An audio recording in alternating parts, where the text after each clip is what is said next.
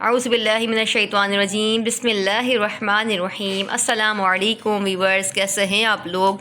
امید ہے خیریت سے ہوں گے، خیر و عافیت سے ہوں گے۔ اللہ تعالیٰ آپ سب کو خوش رکھے، خیر و عافیت سے رکھے۔ اللہ تعالیٰ ہم سب کی پریشانیاں قبول فرمائے، مشکلیں آسان فرمائے۔ محرم کے دن چل رہے ہیں، اللہ تعالیٰ سے دعا کیا کریں، خوب عبادت کیا کریں، روزے رکھا کریں۔ 10 دن کے روزے ہوتے ہیں یہ، پہلی محرم سے 10 محرم تک۔ اگر آپ 10 دن کے نہیں رکھ سکتے تو کم از کم 2 روزے 9 اور 10 لازمی رکھیں، اس کا ثواب بہت زیادہ ہے۔ ہمارے حسین کی یاد دلاتا ہے، کربلا والوں کی یاد دلاتا ہے۔ اللہ تعالیٰ ان کے صدقے میں ہماری بخشش و مغفرت فرمائے۔ وہ تو ہیں ہی جنت کے شہزادے، ہم گناہ گار ہیں، اللہ تعالیٰ ان کے صدقے میں ہم سب کی بخشش و مغفرت فرمائے، آمین صلی اللہ تعالیٰ علیہ وآلہ وسلم۔ آج پھر آپ کو اپنے پروگرام انمول قرآن میں خوش آمدید کہتی ہوں۔ اس پروگرام کا مقصد یہی ہے کہ آپ لوگوں تک قرآن پاک کی تعلیم بہتر پہنچانا۔ دیکھیں، ضروری نہیں ہے کہ ہم مدنی قاعدہ ہی پڑھیں، ہم رحمانی قاعدہ، نورانی قاعدہ بھی پڑھ سکتے ہیں۔ مقصد یہ ہے کہ قرآن پاک پڑھنا، قرآن پاک تجوید کے ساتھ پڑھنا، صحیح تلفظ کے ساتھ قرآن پاک پڑھنا، نماز کو بہتر کرنا، نماز میں پڑھی جانے والی صورتوں کو بہتر کرنا۔ نماز تو ہم پڑھتے ہیں لیکن بہت جلدی پڑھ لیتے ہیں، صورتیں صحیح تلفظ کے ساتھ پڑھنا نہیں آتی، ہمیں پتہ نہیں ہوتا ہم کیا پڑھ رہے ہیں، بس پڑھتے جاتے ہیں۔ بہت سارے لوگ تو ایسے ہیں کہ دعائے قنوت بھی نہیں پڑھنا آتی جو ہم فرض نماز میں پڑھتے ہیں، عشاء کی وتر میں، لیکن بہت سے لوگوں کو نہیں آتی۔ انشاءاللہ عزوجل میری کوشش ہوگی آپ کو وہ بھی سکھاؤں۔ تو قرآن پاک اپنا بہتر کرنا مقصد ہے، لیکن قاعدے کا مقصد نہیں ہے کہ مدنی ہو، نورانی ہو یا رحمانی ہو، مقصد ہے قرآن پاک پڑھنا۔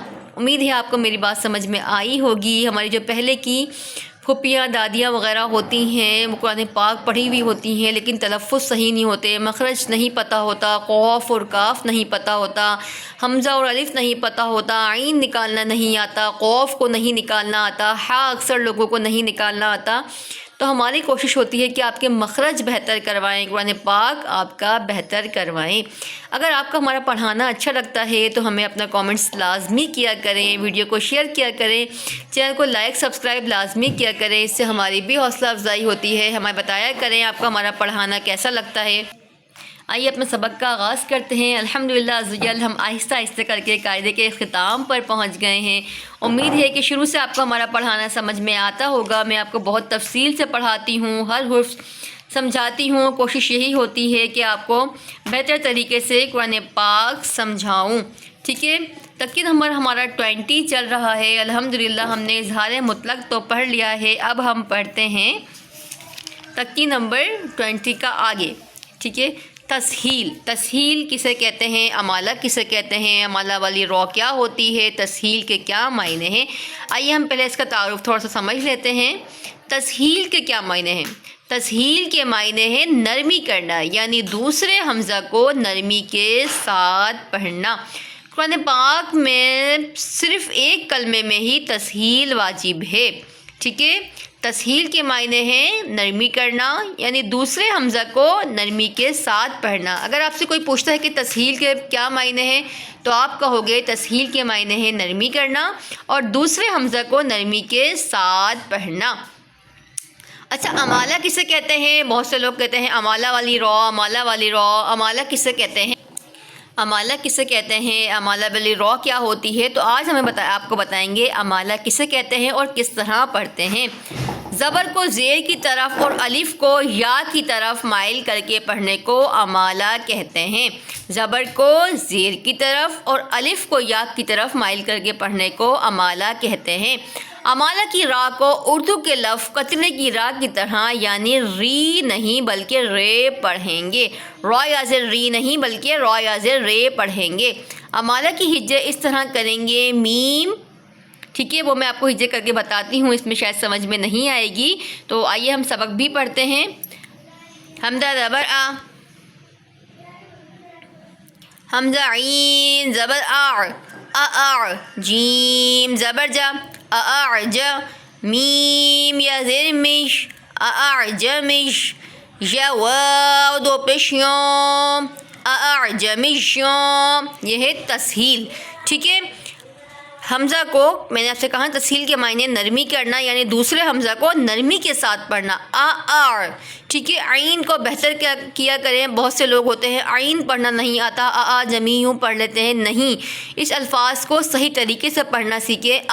جمیشوں، مش، میم یا دو زیر مش، ٹھیک ہے، میم یا زیر مش یا دو پیشیوں مشوں، تنوین کے بعد واو آ رہا ہے تو ادغام ہو رہا ہے، اس لیے غنہ بھی کریں گے۔